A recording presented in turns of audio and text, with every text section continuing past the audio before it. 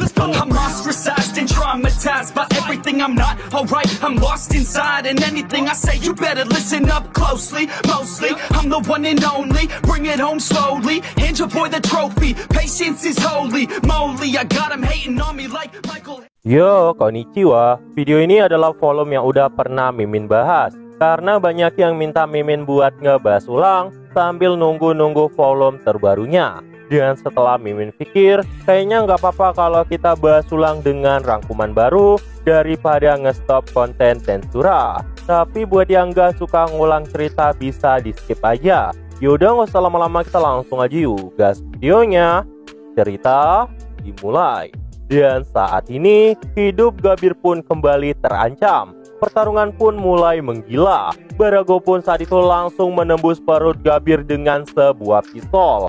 Dan anehnya, armor kulit Gabir yang sangat kuat bahkan sampai tertembus. Gabir pun saat itu berteriak kesakitan. Harusnya Gabir pasti akan mati di sini. Namun tiba-tiba terdengar suara. Efek skill unik Tanner telah diluncurkan. Dan saat ini individu yang bernama Gabil berhasil menghindari kematian. Dan berkat itu nyawa Gabir pun berhasil diselamatkan. Melihat kejadian seperti itu, Barago pun kena mental. Dia pun berniat mengincar jantung dari Gabir. Dan sekali lagi, pertarungan pun terus dilanjutkan. Yang Gabir alami sebelumnya sebenarnya bukanlah pengaruh dari kekuatan Gabir sendiri, tapi karena kelahiran dari Ciel yang telah memberikan beberapa berkah baru kepada bawahan Rimuru. Ciel pun berkata kepada Gabir, apakah Anda menginginkan kekuasaan?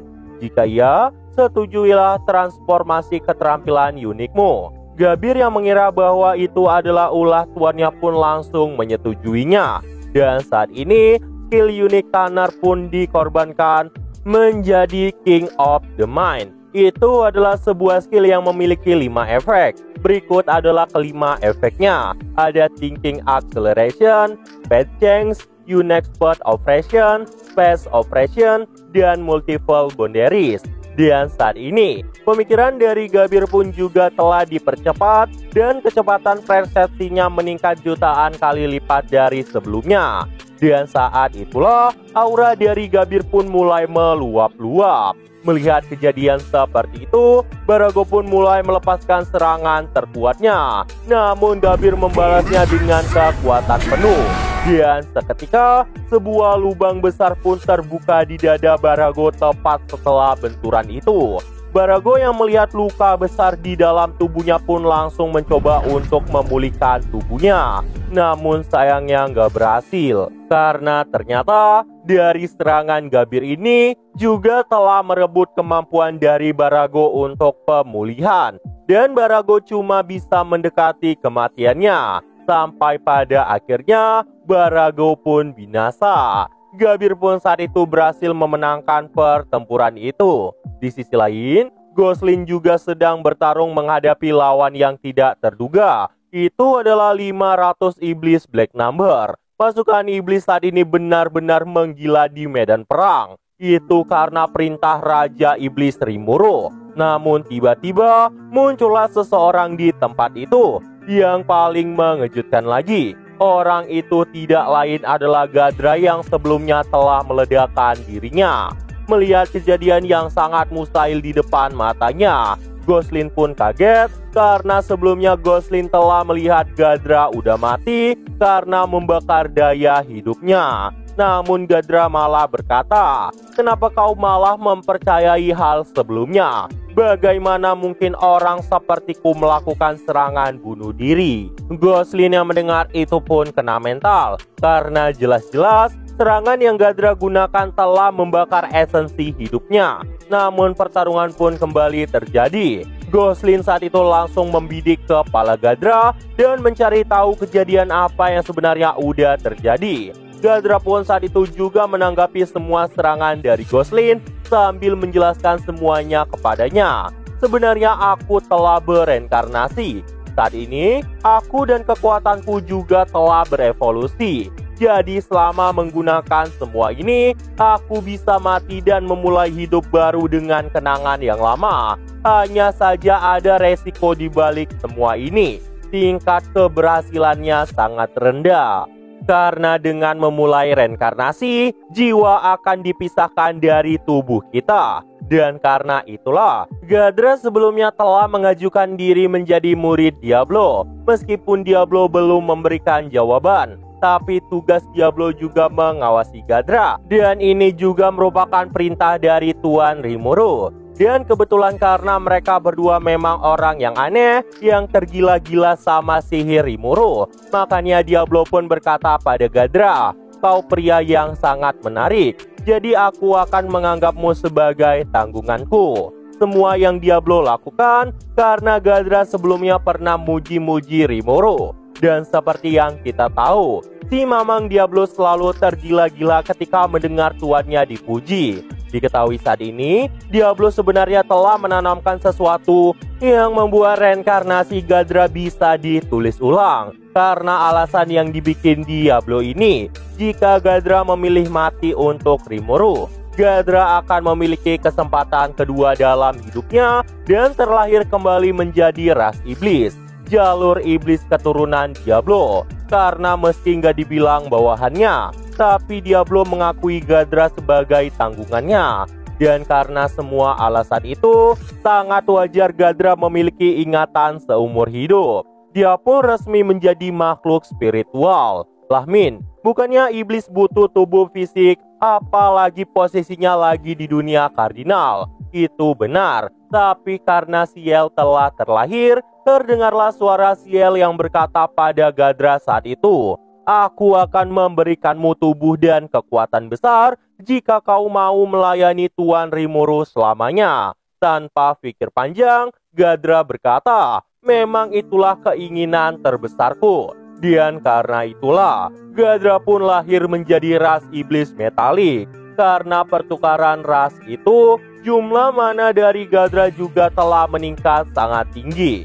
Di sisi lain, Gosling gak menyangka Ghadra bisa berubah menjadi iblis. Dia pun langsung menyerang Ghadra kembali. Tapi sayangnya, gak ada satupun serangan yang berhasil mengenai tubuh Ghadra. Bahkan diketahui Ghadra saat itu sama sekali gak bergerak. Dan disinilah Ghadra berkata, "Kekuatanku yang sangat hebat ini memang sangat mengerikan.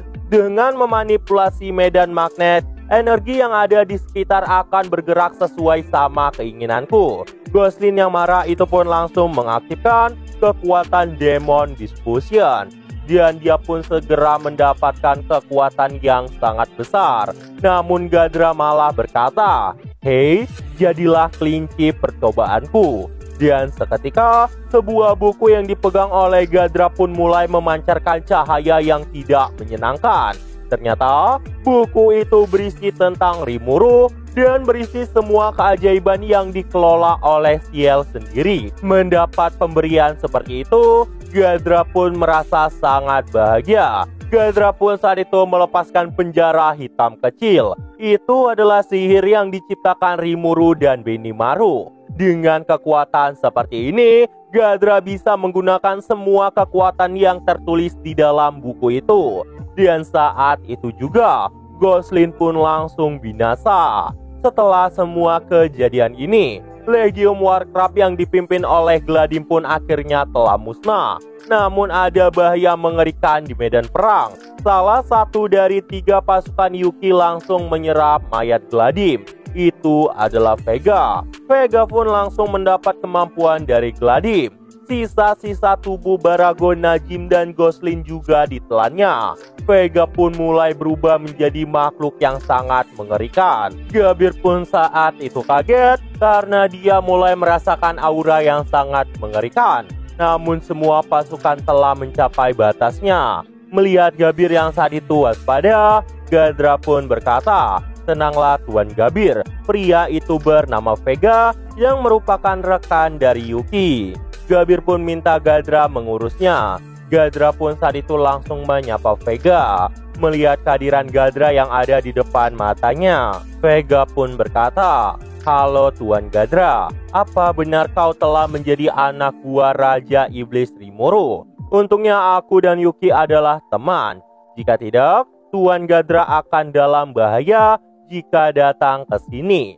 Diketahui, jika dibandingkan dengan Gadra, jumlah mana dari Vega 2 kali lipat darinya. Tiba-tiba, sesuatu yang sangat mengejutkan pun terjadi. Vega melepaskan satu pukulan ke arah Gadra yang membuat Gadra pun saat itu langsung pingsan. Bahkan Vega ingin menelan Carrion dan Frey juga. Untungnya, Gabir saat itu datang dan mencoba menghentikan hal itu. Gabir menyadari bahwa dirinya nggak bakal bisa mengalahkan Vega sekarang. Tapi nggak ada pilihan. Gabir harus bersiap untuk bertarung sekarang. Tiba-tiba, muncullah Loveless di tempat itu. Melihat Gabir yang sendirian, Loveless pun berkata pada Gabir, serahkan saja Vega padanya. Gabir pun kaget karena Loveless saat itu mau membantunya. Tapi sebenarnya Loveless tuh nggak mau membantu mereka. Cuma karena Rimuru telah membantunya, dan kebetulan Loveless juga orang yang benci nggak melakukan apapun, Loveless pun jadi bersedia membantu pasukan Rimuru. Dan karena itulah Gabir pun mulai tenang. Di sini, Loveless mendekat ke arah Vega dan bertanya kenapa Vega memukul Gadra. Vega yang kesal pun berkata, itu karena orang tua itu menghalangi jalanku. Gak ada satupun orang yang boleh menghalangi makananku. Bahkan Vega saat itu juga mulai menyinggung Yuki yang dikalahkan oleh Rudra.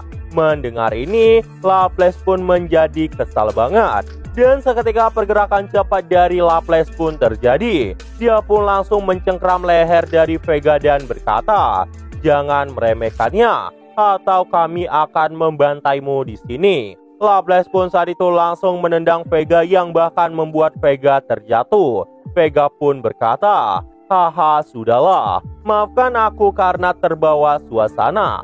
Maafkan aku Loveless.